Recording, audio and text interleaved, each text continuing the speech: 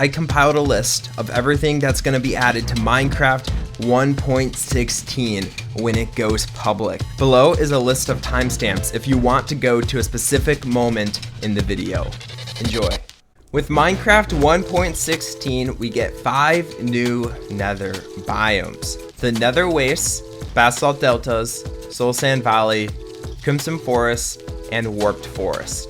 Now the Nether Waste is the Nether we know and love. It just got renamed to distinguish between it and other Nether biomes. Next up we have the Basalt Deltas, which is probably my favorite Nether biome, simply because it just looks cool, all of the gray ash floating around. It's volcanic, so there's a lot of Blackstone and Basalt, and also some gravel, magma blocks, and netherrack, guys. The mobs that spawn here are magma cubes, ghast, and striders. Next up we have the Soul Sand Valley. This is where we see the blue fire, which we're going to be jumping into later in greater detail. Now this is the only Nether biome to spawn fossils, which we'll be jumping into after we cover the biomes. Skeletons, ghast, endermen, which is a new mob to come to the Nether, and striders will all spawn in the Soul Sand Valleys. Next up, we have the 2 different forests, the Crimson Forest and the Warped Forest. First, the Crimson Forest is a reddish tinted biome, and it has our first look at woodish blocks in the Nether, which again, we'll cover more in greater detail after we cover the biomes and the mobs. So the mobs that spawn in the Crimson Forest are Piglins, Striders, Zombified Piglins, and Hoglins. Now Hoglins are only spawned in this biome, so if you want to find them, which by the way, they're very deadly and we'll cover that later, they would only spawn here. Next up, we have the Warped Forest. Now it's a bluish tinted, and it's honestly the most peaceful biome you're gonna find in the Nether. The only mobs that spawn are Endermen and Striders, so pretty passive mobs, just don't look at the Endermen. If you need a place to rest or you wanna build a safe Nether base, this is where you'd go. So that's all for the new biomes. Now let's jump into the new structures we see with 1.16. First up, we have Basalt Pillars. They're only going to spawn in Soul Sand Valley biomes, and it's just a clump of basalt. There's really not much more to it. Next up, we have the Bastion Remnants, which are crazy and probably one of the coolest things with Minecraft 1.16. They're very complicated, they're large, and it looks like a castle that's been broken down in the Nether. Now, they're going to spawn in every single Nether biome except the Basalt Deltas. Now, Hoglins will spawn in these remnants if they contain Hoglin stables. Not all remnants will have a Hoglin stable, but some do. Also, there's a magma cube spawner that's going to be generating in the treasure rooms. So basically, these Bastion Remnants are really cool. They're very complicated. Let's jump into it. Now, there's 4 different areas of a Bastion Remnant that it can contain. Now, that doesn't mean everyone will have all 4, but some might. First, there's the bridge.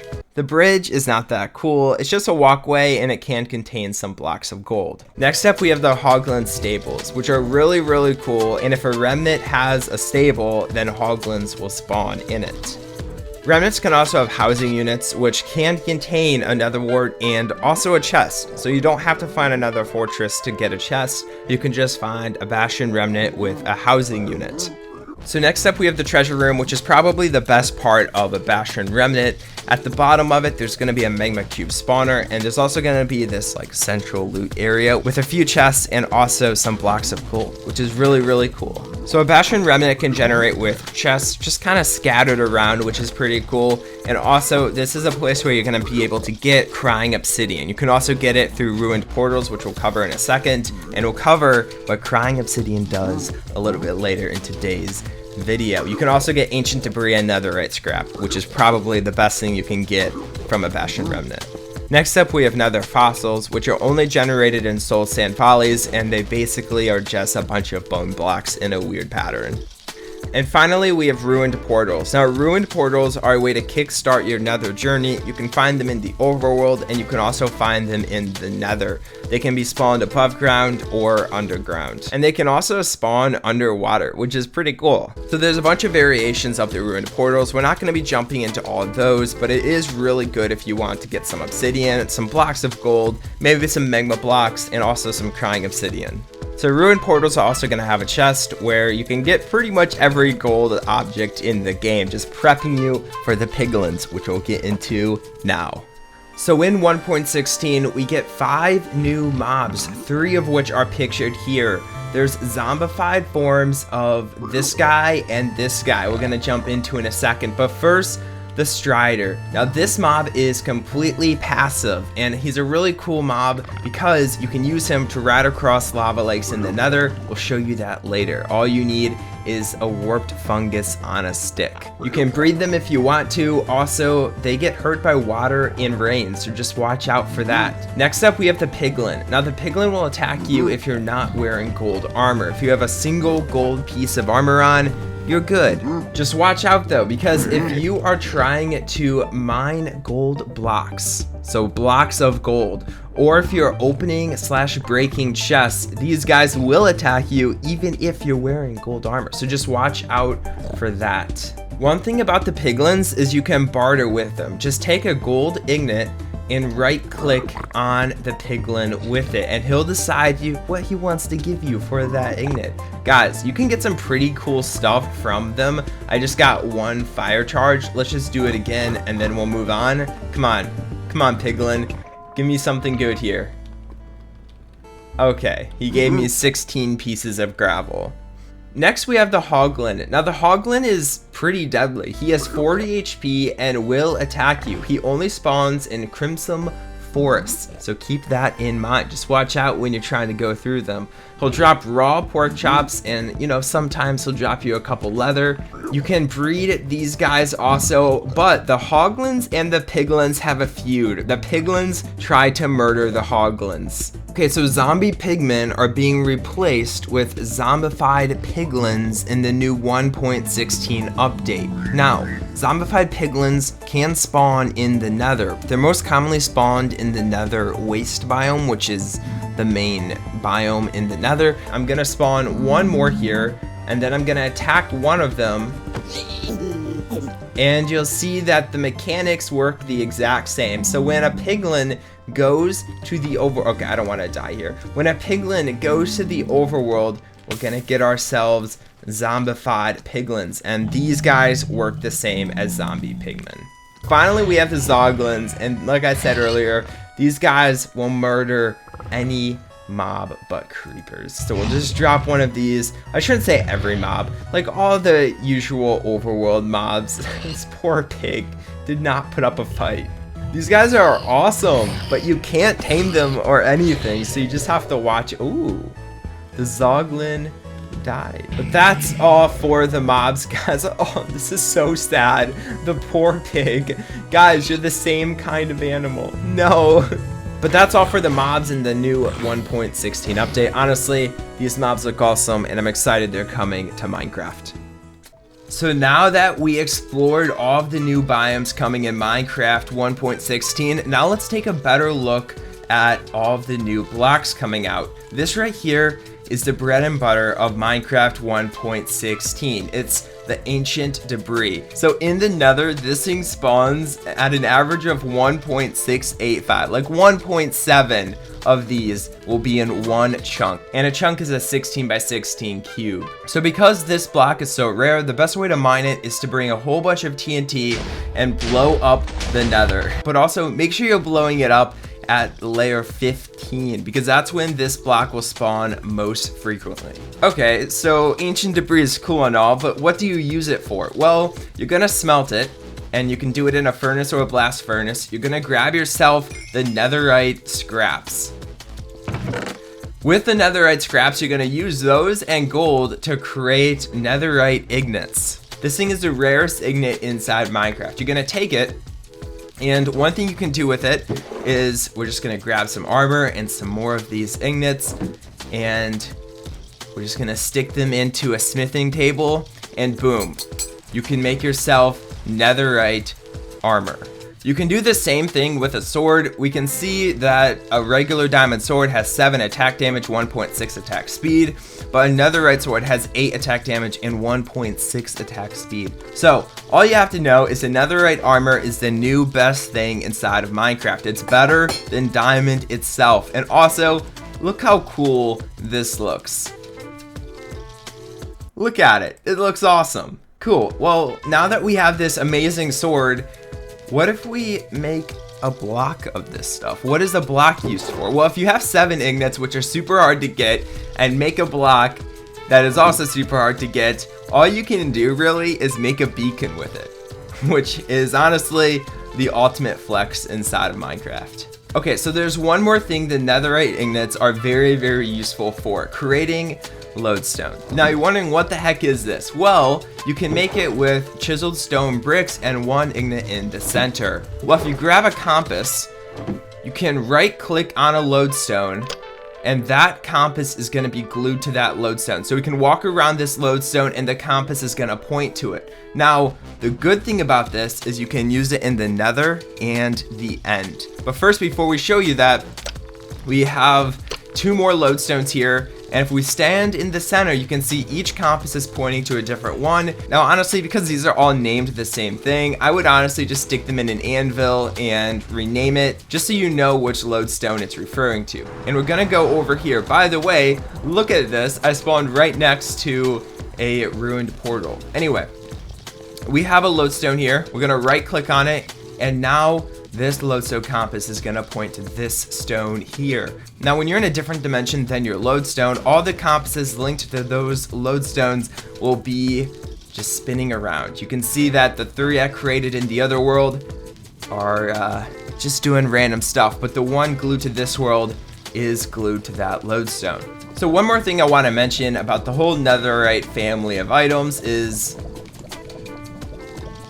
they don't burn in lava. They're gonna float right back up to the surface. So if you accidentally toss your sword in lava, it's okay, because it's all gonna float up to the surface. Also, I wanna mention one more thing about the ancient debris, is it won't spawn on a space by air, which means it won't be exposed when you're walking around. Like this quartz here, it's exposed. The ancient debris is not gonna spawn like this. Okay, so now let's move on to basalt. Now this is one of the more common blocks in the nether, and you'll see here that there's actually a way to get it in a generator form, which is pretty cool. So basalt is found in Soul Sand Valley biomes and also in the Basalt Deltas biome. You can make a polished version of it if you want to, but I kind of like the regular version more. Okay, so you can actually make a generator form of this block. Just grab yourself blue ice on top, soil on the bottom, and have lava off to the side, and you just break it, and it's gonna generate basalt forever, which is really, really cool. Now you might be asking, soul soil, what the heck is soul soil? So this is soul soil. It's one of the new Minecraft 1.16 blocks. This is soul sand, this is soul soil. It's a little bit different. Soul sand slows you down. Soul soil does not slow you down. This stuff is a lot better than this stuff. You can make a wither out of either one. This stuff is found only in the Soul Sand Valley biomes. Now the cool thing about these 2 blocks is in Minecraft 1.16, if you grab flint and steel, you can light them on fire and it's gonna turn into blue fire. And you'll see here we have a whole family of blue looking light sources. So we're gonna be jumping into those in a second, but first I want to talk a little bit about this blue fire. Now this stuff will not spread like regular fire. It won't catch your leaves on fire or anything. All of these will emit light so it can keep mobs from spawning. So it's nice if you want a fire source but don't want to burn down your building. And also it's infinite, so it never goes out. That out of our way, now let's jump into these other light sources. We have a soul torch. This is how you craft it. We have a campfire, a soul campfire, and this is how you craft it, with a soul soil in the middle. And then we have a soul lantern. It acts just like the regular lantern. This is how you craft it. One thing to note about lanterns is, if you didn't know this already, they have to be on a block. So if you break the block below, it's gonna break the lantern. So one more thing about any of these blue light sources is piglins will actually try to get away from it. They'll burn if you try to put them in the fire. They'll end up dying. So don't let them die, guys. Okay, so piglins, they want to run away from any sort of blue fire. They just want to stay away from it. You can see that if I drop a piglin next to any of these, they're gonna run away. And if I drop one over here, they're not gonna run. So to demonstrate this one more time, I'm just gonna drop a piglin in the center, and before he turns into a zombified piglin, I'm gonna break this block and he's just gonna get out of here. Piglins do not like blue light sources. So that's all for these two items, the soil and the basalt. This is Blackstone, one of the more useful nether blocks in the new 1.16 update. This will spawn in Basalt Deltas and also Bastion Remnants. Now you can make slabs and stairs and walls out of the normal Blackstone, or you can make a polished form, which we'll do in a second in the stone cutter, and you could also make a brick form. So there's a lot you can do with this block. So it acts like cobblestone. You can make stone pickaxes, you can make stone furnaces, you can make any stone tool, really. I'm just gonna make a stone hoe. What you can also do is you can grab yourself a stone cutting machine, you can stick in regular Blackstone, and you can get polished forms. You can also put the polished forms in and you can get polished brick forms, or you could just start with the regular Blackstone and make a brick form right off the bat if you wanted to. So that's Blackstone, and there's also something called a gilded Blackstone, which is found only in Bastion Remnants. When you destroy it, it has a small chance of dropping 2 to 5 gold nuggets, but you have to destroy it with a pickaxe. It also increases when you add fortune to your pickaxe. That's all for Blackstone. It's a very useful block inside of the new 1.16 update. Let's move on. So now let's move on to more of the miscellaneous blocks that are coming in this update. First, we have chains, which are found in Bastion Remnants, but you could also craft them using this recipe: 2 iron nuggets and an iron ingot. Chains are used for decoration, and they can be used to suspend lanterns. So if I destroy this block, the lantern will still stand. So now let's move on to new nether brick variants. First, we have cracked nether bricks, and then we also have chiseled nether bricks. You're just gonna stick nether bricks into a furnace to crack them up.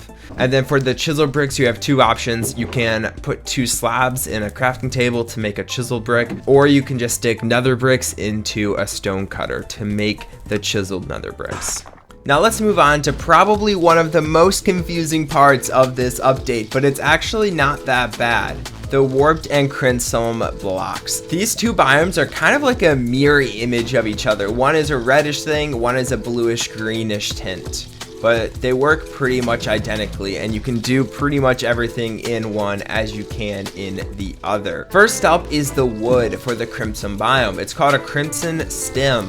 It works just like wood. You can make doors, you can make planks, you can make stems, you can do pretty much anything you can with wood. Likewise, on the warped side, we have a warped stem, and these wooden blocks allow you to start in the nether and beat the nether if you wanted to. So now let's move on to the dirt variants of these two worlds. We have Crimson Nylum and we have Warped Nylum. So these have to be mined with a pickaxe if you want the block. Any pickaxe will work, but it has to be a pickaxe, otherwise you won't get a block when you break it. So now let's move on to fungus. So we have a Crimson Fungus and we also have a Warped Fungus. Now these two funguses, or fungi I guess, are going to be used to make the trees inside of the nether. Now I'm just calling them trees, but they're not actually trees. We have the warped fungus here. We're going to bone meal it, and you'll see, I don't know if you can hear me clicking, but it's not going to grow up. That's because the warped has to be on warped nylum if you want to breed, or if you want to make a tree. I guess breeding isn't the right term. And there we go. We have warped wart blocks, which are the leaves, and then we have a warped stem, which is the base, which is the wood. And there's also going to be this stuff in here, which is shroom light. It is a light source, so it's pretty cool. And if we go over here, we can make ourselves a nice little crimson tree. And you'll see that this tree generated weeping vines, which are the vines. And they'll actually generate on the bottom of these nether wart blocks. Over here, these are going to generate twisting vines, which will go on top, but they're a little bit rarer than those. We can see the two types of vines here. We have weeping and then we have twisting vines. And the last block we're going to be looking at are the roots. We have crimson roots and we have warped roots, which is basically just like a grass variant. If I grab crimson roots, I can plant them on the crimson nylum, but I could also generate these roots by just bone mealing the nylum just don't be afraid of these. I know these look weird, but they're not that weird. I'm not gonna go into how to craft everything just because I don't feel like it's necessary. Just look it up. But honestly, the stems are just like wood. You can make anything like you would with wood inside of Minecraft 1.16. Now let's jump on to crying obsidian. Now in the snapshots, this block wasn't useful until pretty recently. So there's two ways you can get crying obsidian. First, you can get it in a chest in a Bastion Remnant, or you could find it in ruined portals, which will probably be the easier way to get this block. Now, what is this used for? Well, there's only one use so far, making a respawn anchor. This is how you would craft a respawn anchor: 6 crying obsidian, 3 glowstone, and this block is pretty cool. It allows you to spawn in the nether after you die. Drop it down, you charge it with glowstone. You can do it up to 4 times. Each time it gets brighter and brighter. You're gonna right click on it, and now my respawn anchor is set. So if I kill myself, boom, I come back into the nether where my respawn anchor is, and I lose 1 charge. I can charge it back up if I want to. If you have no charges and you die in the nether, you're just gonna go back to your main world spawn. So you might be asking, okay, well what happens if you use it in the overworld? If I right click on it, nothing happens. But if you charge it with 1 to 4 glowstone and then right click on it, it explodes. And it makes a pretty big explosion. So that's the crying obsidian, which is only used for the respawn anchors, and the respawn anchors are really useful if you're exploring the nether and you don't want to make trips between the overworld and the nether if you die. To finish up the blocks and items section, we have a couple new blocks that are just miscellaneous, and we have 2 new items that are also miscellaneous. First, we have nether gold ore, and when you break it with a pickaxe, you can get gold nuggets. And with a Fortune 3 pickaxe, the max goes up to 24 gold nuggets, which is insane. Second, we have quartz bricks, and here's how you craft them. Honestly, these look so clean, and I'm definitely going to be using them for my Minecraft world. And finally, out of all the new blocks we have a target block. I'll show you how to craft it in a second, but when you hit it with an arrow, it's going to send a redstone signal. Here's how you craft the target block. Okay, we have warped fungus on a stick. Here's how you craft it. You can use this to direct striders across lava. It's really cool, and it's a great way to cross a lava lake. And finally, we have 1 new music disc, Pig Step, and you'll only be able to get this in the Bastion Remnants. So that's all for the blocks and items of the Minecraft 1.16 update. Thank you for watching the video. If you enjoyed the content, make sure you subscribe and like this video. It took me a while to make. Let me know down below what part of Minecraft 1.16 you're looking forward to the most. For me, it's definitely going to be the Basalt deltas because those things look insane. I can't wait. Thank you for watching. I'll see you next time. Bye.